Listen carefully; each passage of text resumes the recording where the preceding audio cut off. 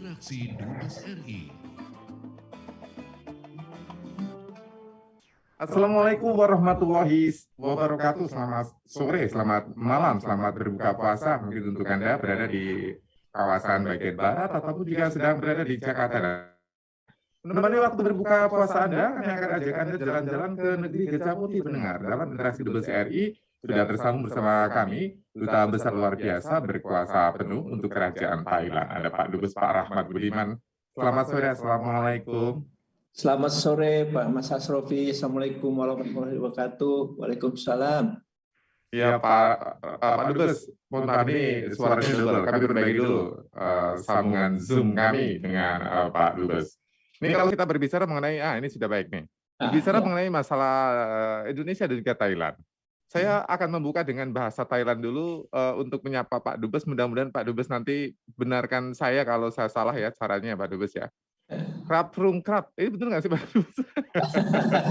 Kalau kapung krap itu terima kasih. Oh gitu. Kalau sapaan itu swadikap, sawadikap.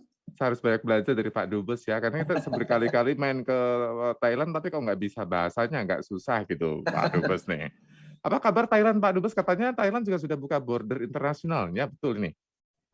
Ya, alhamdulillah bahwa sekarang Thailand sudah mulai membuka bordernya ya, dan insya Allah ini mulai bulan depan akan lebih ringan lagi ya, relaksasi akan lebih luas lagi, dan karena tujuannya nanti ada planning pada bulan Juli, mudah-mudahan Thailand akan mengumumkan perubahan dari pandemi menjadi endemi. Oh begitu. Kalau sekarang nih dengan perubahan itu, apa yang perlu kita ketahui dari cara untuk kita menuju ke Thailand? Ada perubahan tidak? Atau mungkin persyaratan apa yang harus dimiliki oleh warga negara di luar Thailand yang ingin memasuki Thailand, Pak Dubes?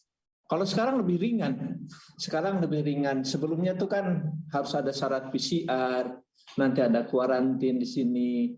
Nah sekarang syarat itu sudah tidak berlaku lagi. Jadi PCR sebelum berangkat itu tidak disyaratkan lagi. Tetapi begitu datang ke sini, itu akan di PCR pada saat kedatangan.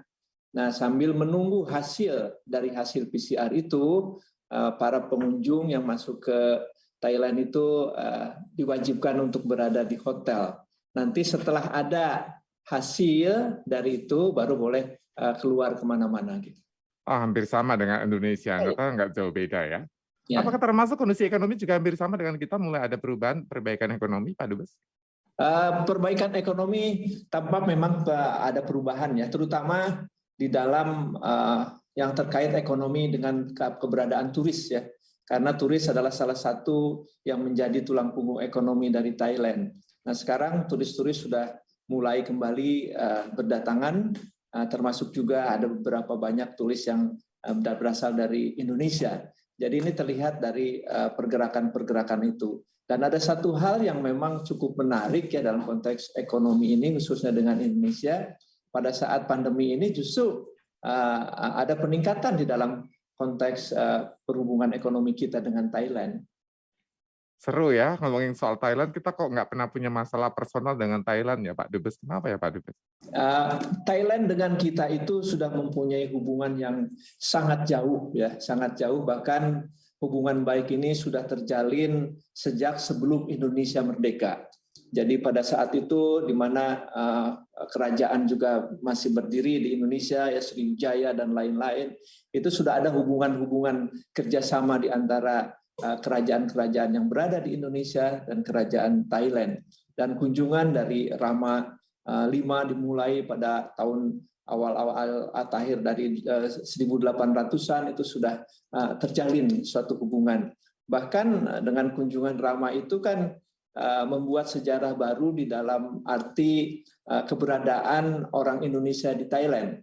Karena dengan kunjungan itu kemudian melihat bagaimana pertanian di Indonesia yang cukup bagus saat itu dinilai memiliki keunggulan-keunggulan. Nah kemudian dari Rama V itu membawalah petani Indonesia. untuk Dan melatih juga sana. ini orang-orang yang karena orang Indonesia dinilai orang yang sangat loyal, sangat baik gitu kan ya. Kemudian dibawalah ke Thailand antara lain untuk mengurus taman kerajaan. Dan Wow. taman kerajaan itu kemudian karena memang memiliki kualitas yang bagus dan tidak pernah macam-macam kan Pak orang-orang kita. Makanya kemudian diberikan advantage tersendiri, bahkan diberikan suatu tempat tinggal di sekitar Istana. kerajaan istana itu untuk mereka. Dan sekarang turun-temurun di situ yang kemudian menimbulkan suatu komunitas baru di dalam penduduk Thailand, yaitu berupa komunitas Jawa yang kemudian. Apa itu sebutannya di sana? Kalau misalnya gitu ya sudah turun-temurun. Orang Jawa. Disebut orang Jawa. Makanya di situ ada masjid Jawa di situ. Ada masjid Jawa, ada masjid Indonesia, ada masjid Makasan. Makasan itu merujuk pada orang-orang yang berada di sini dari Bugis. Jadi memang Bugis dan juga dari Jawa itu sudah sangat dikenal di sini. Ratusan tahun ya, tapi kita kadang-kadang salahnya kita tuh jarang sekali mendokumentasikan ya, tulisan apapun tuh kita jarang, jadi tidak bisa klaim-klaiman tuh. Nah, kami soal ngomongin antropologi, kebetulan penyanyi suka banget dunia antropologi nih, Pak Dubes. Mohon dibenarkan apa tidak, kami sifatnya konfirmasi saja. Betul tidak bahwa mas-mas di Thailand itu, di kerajaan Thailand itu adalah dulu dibawa dari Sriwijaya, betul demikian, Pak? Tidak demikian mungkin ya, tidak demikian karena memang Thailand juga penghasil emas ya, tetapi bahwa ada artefak ya dari kerajaan Sriwijaya memang ada, bahkan dirawat dengan baik. Itu ada museumnya, museum peninggalan yang membuktikan adanya tadi hubungan antara Sriwijaya dengan kerajaan-kerajaan Thailand. Dan di situ ada beberapa artefak-artefak yang memang dirawat dengan sangat baik di museum sini. Iya, satu lagi ini yang perlu diluruskan, apakah hoax atau tidak.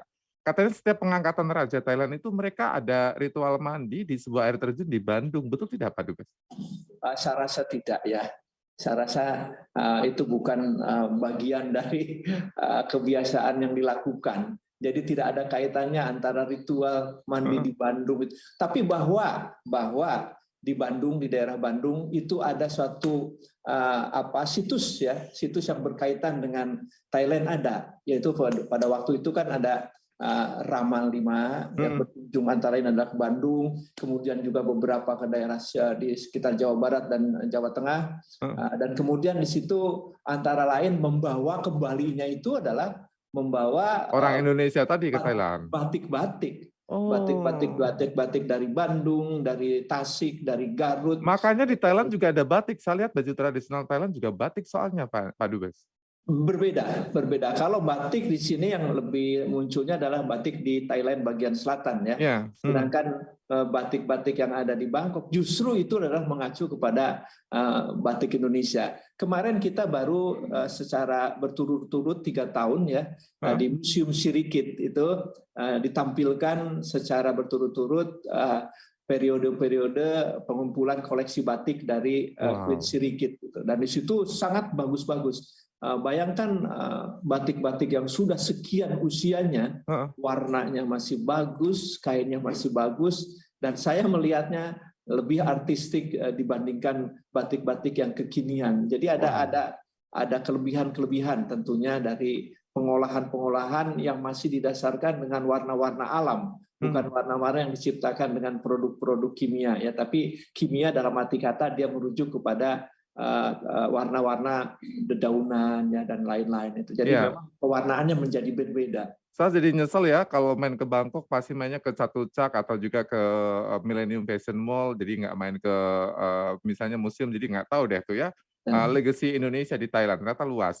Ini banyak sekali pertanyaan yang masuk sifatnya itu ingin tahu karena masyarakat kita kan penasaran. Mudah-mudahan saya bisa menjawab. Siap. Selain nanti kita soal ngomongin penguatan kerjasama Indonesia Thailand ya. Kita nanti juga ingin mengkonfirmasi keingintahuan masyarakat kepada Pak Dubes Thailand. Ada bersama kami dulu masyarakat yang ingin menyapa langsung Pak Dubes, ada Pak Slamet Mungsan yang Tangerang. Selamat malam, Pak Mungsan. Malam, Mas Asrofi. Iya, Pak Mungsan. Sawadika, Pak. Sawadika, Pak. Sawadiri. Sawah besar, Pak. Malam, Pak Rahmat Budiman. Selamat malam. Dengan Bapak siapa? Maaf tadi Pak saya kurang Selamat jelas. Muhsan, Pak Muhsan ini. Pak Selamat, Pak Ya. Selamat. Mangga, mangga, Pak. Ya, Pak Rahmat, saya tidak bermaksud membandingkan ya. Gini, di zaman Soeharto, ini kita feedback aja. Sesuatu yang baik kan kita harus ungkap. Di zaman Soeharto, semua negara ASEAN itu di bawah bayang-bayang Indonesia. Boro-boro bisa menandingi, boro-boro bisa mendekati. Itu semua kagum dengan Indonesia. Dari politik, perdagangan, ekonomi, budaya, olahraga, semuanya itu Indonesia adalah contoh gitu. Nah sekarang pelan-pelan kita tergerus, pelan-pelan tergerus. Malah kita disaingi. Dulu zaman Pak Harto, kita sekali lagi tidak membandingkan ya, mohon maaf. Ini nggak ngomongin soal keagungan Pak Harto ya Pak ya? Bukan, nggak ada hubungannya ya. Tapi kan era-era itu begini. SEA Games tahu dong semua orang.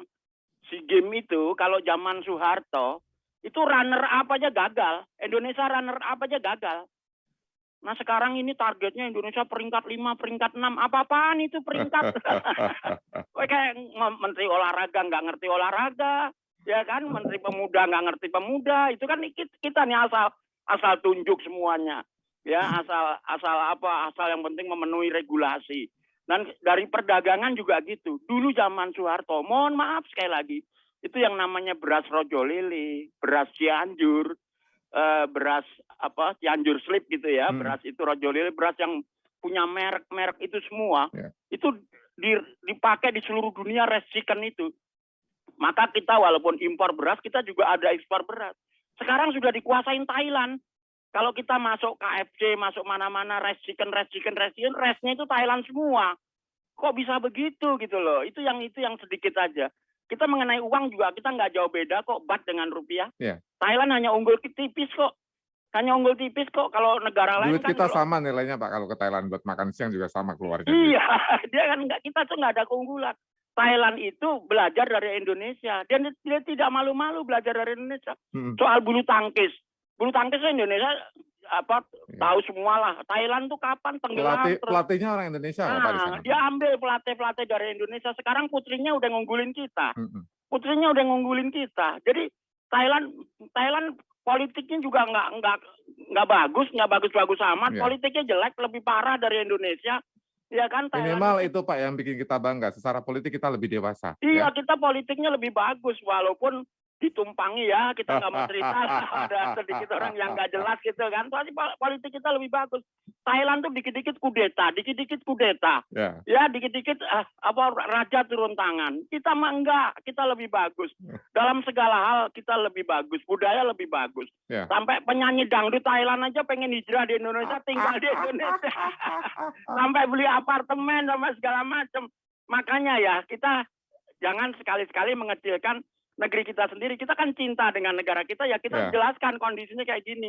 Saya Pak Rahmat Budiman tadi bagus ya penjelasannya mengenai Thailand. Di sana kan kalau muslimnya agak ke pinggir ya, ke selatan kalau nggak salah. Nanti saya akan masuk ke dalam segmen itu lebih lengkap nanti Pak Musan. Ke selatan, ke Pattaya atau kemana itu ya. Jadi ya terima kasih ya penjelasan ini bahwa Indonesia tidak kalah sebetulnya. Terima kasih. Baik, terima kasih. Jangan sampai merendahkan diri kita sendiri ya, karena orang lain bisa saja berpikir berbeda dengan tentang diri kita. Karena orang Indonesia suka gitu Pak, suka kecil diri dulu kalau kita ngomongin soal komparasi dengan orang lain. Padahal ketika kita keluar negeri ya, orang tuh kenal kita sebagai bangsa yang besar. Jangan kecilkan dulu diri kita. Saya berikan waktu sejenak nih karena sudah hampir maghrib di Bangkok, jadi saya berikan waktu Pak Dubes untuk buka puasa dulu. Nanti sesaat lagi jawaban dari Pak Dubes kami akan segera hadirkan. Masih bersama kami ya pendengar ya, Duta Besar Republik Indonesia, Duta Besar luar biasa berkuasa penuh untuk Kerajaan Thailand, akan segera kembali dalam interaksi Dubes RI. Terima kasih. Selamat malam, selamat bergabung kembali dalam interaksi Dubes RI. Saya Asrafi bersama dengan Anda dan Duta Besar luar biasa berkuasa penuh untuk Kerajaan Thailand. Masih bersama dengan Anda, kita akan dalami tentang Thailand ya. Banyak informasi-informasi yang kadang-kadang kita anggap sebagai kebenaran, namun belum terkonfirmasi. Nah, Pak Rahmat Budiman akan menjelaskannya untuk Anda, termasuk pertanyaan-pertanyaan kenapa Thailand terkesan kok kayak bisa mengungguli Indonesia dalam beberapa aspek. Kita cek dulu nih. Saya ucapkan selamat berbuka dulu untuk Pak Dubes ya. Pak Dubes, selamat berbuka Pak Dubes. Alhamdulillah sudah barusan di sini Alhamdulillah ya. jam 6.31. 6.31. Tapi puasanya sama kan durasi dengan Indonesia, 12-14 jam gitu? Ya, hampir sama. Kita lebih lama dikit lah. Iya. Karena di sana kan bukanya jam 6 lebih, di sini jam 6:30 lebih. Minimal nggak usah ngatur waktu di jam ya Pak ya, kalau ke Bangkok kan sama waktunya dengan di Jakarta. Iya. Ya. Ini pertanyaan soal kenapa di sektor-sektor tertentu terkesan Thailand lebih unggul, terutama soal pertanian, olahraga nih. Ada apa Pak Dubes? Saya rasa hal yang wajar saja toh, bahwa di satu sisi di mana suatu negara lebih di dalam bidang A, di bidang ini kita lebih, itu suatu normal saja. Tapi kalau kita lihat dari semua rasa kita lebih jelek, ya tentu kita akan jadi jelek. Padahal juga banyak yang jauh lebih bagus. Dan Thailand juga melihat hal-hal yang sangat bagus dari kita, ya. Dan mereka terus belajar sampai dengan saat ini. Bahwa kemudian kenapa misalnya badminton kita boleh dikatakan tidak mudah lagi untuk mengalahkan Thailand, ya. Tapi di satu sisi kita juga harus melihat kepada diri kita, what happened? Ya, kita harus meningkatkan, karena mereka serius ya kita harus lebih serius, kan itu saja sebetulnya persoalannya. Jadi jangan kecilkan diri kita ya Pak Dubes. Jangan pernah mengecilkan, karena mereka masih melihat kita sebagai suatu negara yang besar dengan kelebihan-kelebihan yang sangat banyak. Jangan kelebihan dari suatu negara hanya 1-2, kemudian kita menganggap kita menjadi semuanya berkekurangan, gitu kan? Kalau misalnya ada kelebihan-kelebihan dari kerajaan Thailand di sini, ya kenapa kita tidak belajar juga? Misalnya saja dalam bidang turisme, ya, dalam bidang turisme. Kalau objek-objek turisnya kita jauh banyak beraneka ragam dan jauh banyak keindahan-keindahannya. Tetapi di dalam manajemen pengelolaan bidang turisme kita harus jangan malu diri untuk belajar. Thailand ini melakukan apa Pak Dubes? Kenapa jumlah turisnya 10 kali lipat lebih banyak ketimbang negara kita, Pak? Melakukan apa mereka? Pertama-tama adalah dari sudut hal yang sederhana, ya, dari attitude, ya, dari attitude. Bagaimana secara culture mereka sangat menghormati para turis itu, sehingga turis itu merasa nyaman ketika datang ke Thailand. Tidak ada rasa takut, tidak ada merasa akan ditipu, tidak ada terlihat ada preman yang kemudian mengganggu kenyamanan. Nah, kita harus belajar dari itu. Kemudian dari manajemen bagaimana mereka ada suatu badan yang mengurus khusus mengenai pariwisata dengan sangat baik, dan juga pengaturan dan kerjasama dengan masyarakat dan pihak-pihak swasta dengan baik, sehingga pengelolaan teratur dengan sangat baik. Nah, ini harus kita pelajari. Kenapa itu bisa? Jadi negara Thailand ini bikin ekosistem turisme secara komprehensif, baik dari sisi pemerintah, swasta sampai ke masyarakat. Sangat. Dan juga dari hal-hal yang sederhana tadi, the attitude. Padahal kan kita akan terkenal dengan suatu bangsa yang murah senyum dan sangat hormat. Nah, kenapa sekarang kita berubah? Kenapa? Why? Ya kita harus bercermin, kita harus melihat dan memperbaiki diri. Dan tapi kalau kita berbicara mengenai turisme ya, ini contoh testimoni kecil dari saya deh Pak Dubes ya. Dengan muka saya yang terlihat bukan orang Thailand, ketika saya memasuki minimarket di sana, saya membeli makanan, tiba-tiba kasirnya dengan broken English mengatakan, this is pork, you cannot. Yang seperti itu kalau orang di kita nggak ngerti tuh Pak Dubes. Ya. Nah, justru itu, makanya saya bilang dari mulai attitude yang sederhana, kemudian dari pengelolaan, dari promosi, di mana promosi dan kenyataannya tidak jauh beda, ya. Nah, ini juga perlu pelajaran. Misalnya ya Pattaya, Phuket. Maaf, bukannya saya merendahkan Phuket dan Pattaya. Kalau dibandingkan dengan Bali, dengan itu tuh jauh. Di sini hanya memang keindahan, ya, keindahan bersih. Tetapi kan culture-nya yang diperkenalkan di Phuket itu relatif tidak kuat. Tapi satu hal yang perlu kita pelajari, kenapa mereka pantainya bersih? Kenapa warung-warung mereka bersih? Jadi ketika mereka jalan-jalan itu nyaman. Ketika jalan-jalan di pantai, di pasir itu nyaman. Tidak khawatir meninjak batu muda. Kalau kita kadang-kadang ada batu muda yang kemudian itu bersih, Pak. Apalagi kena scamming ya, beli ternyata mahal. Nah, itu dia. Bahwa di sini ada 1-2 yang nakal, it's normal. Di mana-mana itu seperti itu. Tapi secara general, bagaimana pengelolaan kebersihannya luar biasa, ya. Luar biasa itu kebersihannya, sehingga orang nyaman. Satu lagi Pak Dubes, keamanan. Kenapa tidak ada rasa takut jalan malam hari atau dini hari di Bangkok ya? Nah, kembali kepada attitude lagi tadi, dasarnya kepada attitude. Nah, kemudian bagaimana sistem pengamanan dan sistem pengamanan yang kemudian masyarakat juga ikut menjaganya. Karena kalau itu tidak aman, mereka sendiri yang terdampak, turis akan jadi takut. Jadi mereka menjaga. Dan ini untuk beberapa level tertentu ini sudah ada rasa itu di Bali. Berbeda masih dengan daerah lain. Bali aja coba lihat dari bagaimana menteri turis. Kalau penumpang taksi atau penumpang apapun angkutan umum, apa sebutannya di Bali? Disebutnya tamu. Jadi saya sedang bawa tamu, bukan penumpang mereka mengatakan. Nah itu kan suatu hal yang kecil tapi berpengaruh bagi orang yang how we treat ya, impression iya. much. Jadi jangan sampai kemudian kita mengecilkan Karena itu tuh. Saya pengalaman kalau di Bali misalnya sedang duduk terus ada telepon, dia supirnya akan mengatakan saya sedang bawa tamu katanya. Iya. Bukan penumpang. Bukan Jadi penumpang. itu hal yang kecil. Itu hal yang kecil. Penghormatan itu luar biasa. Ini Pak Dubes ada yang mau nyapa lagi. Kita sapa lagi masyarakat ya. Ada Pak Sidik di Tangerang ingin berbincang langsung dengan Pak Dubes. Halo, selamat malam Pak Sidik. Pak Sidik. Selamat malam. Ya, Pak Sidik silakan, ini ada Pak Rahmat bersama kami. Pak Rahmat, sawadikap. Sawadikap. Iya, assalamualaikum. Waalaikumsalam, silakan Pak Sidik. Iya, Pak Dubes. Saya beberapa kali ke Thailand ya. Kemana aja Pak ke Thailandnya Pak?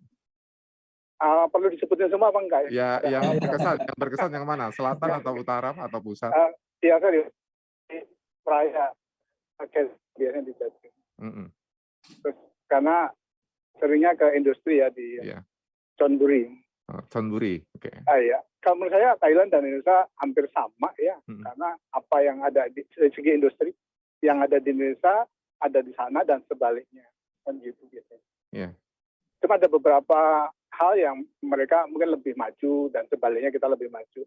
Kalau kita lihat kan apa-apa Bangkok ya, jambu Bangkok, ayam Bangkok gitu ya. Padahal nggak dari Bangkok tuh Pak, dari Chiang Mai biasanya. Iya, dari Chiang Mai kalau datang Hatay ya, dan sebagainya. Terus, nah ada hal yang kita memang sedikit tertinggal seperti MLT ya. MLT sana lebih ada duluan kan gitu. Dan kita sekarang sudah bagus. Menurut saya ya imbang.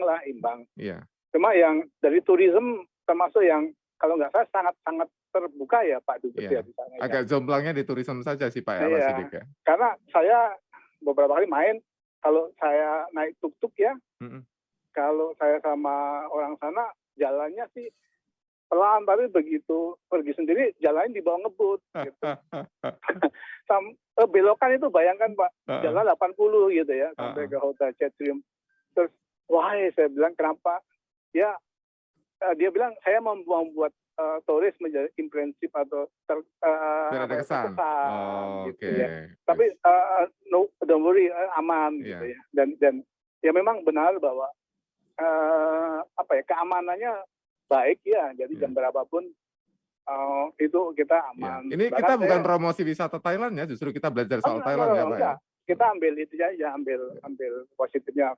Saya pikir imbang-imbang lah. Dan kita lebih besar, negara kan besar. Betul. Thank you Pak Sidik ya. Selamat malam Pak Sidik. Ya, ini benar ternyata Pak Dubes bahwa peranan untuk bisa membuat kesan ke tamu wisatawan ini juga diambil oleh pengendara tuk-tuk. Bahkan pengendara tuk-tuk saja punya peranan ini Pak Dubes. Oh iya. Karena mereka sadar betul hidup ekonomi mereka salah satu dari itu. Turisme yang masuk ke Thailand itu dalam keadaan normal, tidak dalam pandemi, itu sekitar 43 juta per tahun, Pak. 43 juta itu suatu hal yang luar biasa. Kita untuk menerobos 20 aja kan masih kedodoran. Padahal dari objek-objek wisata kita, saya berani mengatakan kita jauh lebih banyak dan lebih bagus. Lebih bagus. Tapi kekalahan kita di dalam manajemen pengelolaan. Nah itu. Nah kita kan baru bisa menyebutkan Bali yang sudah mulai dari masyarakat sampai pemerintah daerahnya mempunyai kesadaran terhadap itu. Tapi di luar itu masih perlu belajar memang bahwa objek-objeknya banyak, ya luar biasa. Dari gunung sampai laut kita tuh luar biasa. Mereka gunungnya tuh ketinggiannya tidak lebih dari 2000, sekitar 2000-an lah. Wow. Dan juga keindahannya, saya kebetulan mantan pendaki gunung, jadi saya tahu persis bahwa keindahan gunung Indonesia itu sangat. Kalau compare tuh Rinjani atau Bromo deh, Rinjani deh Pak, nggak usah Bromo, Rinjani jauh kali ya Pak dengan Rinjani? Iya. Aduh, kenapa Apalagi kita dengan yang lain-lain, apalagi dibandingkan dengan puncak-puncak gunung yang lain seperti Kartens Pyramids di Papua segala macam Iya. itu Aduh, jauh. kenapa jadi kita kalah ya? Ini jadi PR untuk Pak Sandiaga Uno. Pak Ya. Sandiaga Uno, silakan ya, minta Pak PR Dubes bikin jurnal. PR kita adalah di dalam bagaimana manajemen pengelolaan dari aspek-aspek pariwisata dan juga bagaimana menyadarkan masyarakat kita bahwa kenyamanan turis itu juga akan dari perlakuan. Kalau kita kan kadang-kadang ada bule lewat di teriak-teriak bule, diganggu. Di sini nggak ada yang begitu yang ganggu-ganggu gitu. Kemudian kita tukang-tukang dagang asongan di jejal-jejal di sini nggak ada. Mereka akan datang bahwa mereka menawar-nawarkan iya, tapi tidak dengan desakan. Memaksa gitu ya. Mereka menjaga privasi. Bule itu suka privasi soalnya. Jadi jangan mencampuri urusan mereka. Nah, Pak Dubes, jangan takut, kita banyak bagusnya kok. Betul. Ini ada pertanyaan yang harus segera dikonfirmasi. Ada Pak Safrudin Nasution menanyakan tentang Muslim community di sana. Yang diketahui orang Indonesia itu, Thailand itu Buddha. Tapi yang tidak diketahui masyarakat, di Bangkok itu banyak mbak-mbak pakai jilbab. Betul ini Pak Dubes? Ya, begini. Kalau masyarakat Thailand sendiri, utamanya adalah agamanya kan Buddha sebagian besar. Tetapi ada juga Islam di sini telah nomor 2 kalau dari sudut ranking ya, walaupun jumlahnya tidak banyak dalam konteks dibandingkan dengan Buddha, tetapi kita itu nomor 2 Muslim itu, dan itu berada di bagian selatan banyaknya. Tapi di daerah-daerah lain di Bangkok dan sekitarnya itu juga ada komunitas-komunitas Islam, dan termasuk diantaranya adalah Islam yang berada dari Indonesia, yaitu komunitas Jawa, komunitas Makassar, itu ada masjid-masjidnya. Dan bahkan salah satu tokoh yang juga menjadi panutan dalam hal halal science itu adalah cucu dari pendiri Muhammadiyah, yaitu Dr. Winay. Itu adalah cucu dari Kiai Haji Ahmad Dahlan, karena salah satu putra dari Kiai Haji Ahmad Dahlan itu di sini, tinggal di sini dan meninggal di sini. Salah satu putra dari Kiai Irfan Dahlan itu adalah juga staf dari KBRI gitu. Jadi itu ada komunitas-komunitasnya. Dan kemudian bahwa memang di sini banyak yang Islam yang mungkin lihat mbak-mbak tadi yang katanya pakai jilbab gitu. Ya, memang ada, sama saja di mana-mana itu normal. Tapi secara garis besar memang penduduknya, populasinya adalah sebagian besar adalah agama Buddha. Gitu. Yang paling seru adalah ini nggak berat kalau misal di kota Bangkok ya, termasuk kota lainnya. Nggak susah buat cari masjid atau musola buat ibadah di sana meskipun Insya Allah komunitas tidak. Buddha. Secara keseluruhan di Thailand ada sekitar 183 ribuan ya. Di sekitar Bangkok ada 186 masjid. Jadi cukup banyak. Secara keseluruhan di Thailand itu sekitar 3 ribuan masjid. Yang sebagian besar ada di bagian selatan. Ini pertanyaan yang cukup seru, tapi harus dijawab oleh Pak Dubes yang tahu langsung keadaan di sana. Pak Budi di Ciledug Tangerang tanya, Pak Dubes kenapa di Thailand itu banyak transgender, Pak? Silakan. Kalau itu saya tidak bisa banyak bicara, karena itu kan adalah hak individunya ya. Kalau misalnya dia lahirnya begitu, terus mau gimana? Kemudian mungkin mereka merasa nyaman menjadi gender. Tapi yang menarik kan itu dijadikan sebagai atraksi wisata, Pak Dubes. Kita tidak bisa melakukan itu. Begini, karena mungkin itu culture-nya yang berbeda. Culture-nya yang berbeda. Di sini memang kalau kita lihat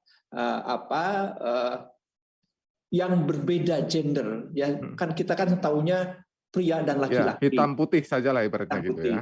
Nah di sini kemudian kalau di kita, ya maaf nih. Di kita untuk yang bukan wanita atau laki-laki kemudian kadang-kadang menjadi olok-olokan gitu kan Pak ya. Bahkan dalam lelucon segala macam gitu. Di sini tidak hal itu. Jadi bagi orang-orang sini itu hal yang biasa saja. Jadi mereka tuh nggak diskriminasi, nggak rasis orang Thailand, Pak Dubes. Selihat saya, sepengetahuan saya, mereka tidak ada diskriminasi itu. Menarik ya. Jadi yang pengen hidup yang lebih damai ya tinggallah di Thailand, karena di sana tidak akan ada omongan-omongan orang yang nyakitin hati ya Pak Dubes ya. Sekalipun diomongin nggak paham karena bahasanya Thailand. Nah Pak Dubes, ini arah G20 menjadi fokus pemerintah pusat.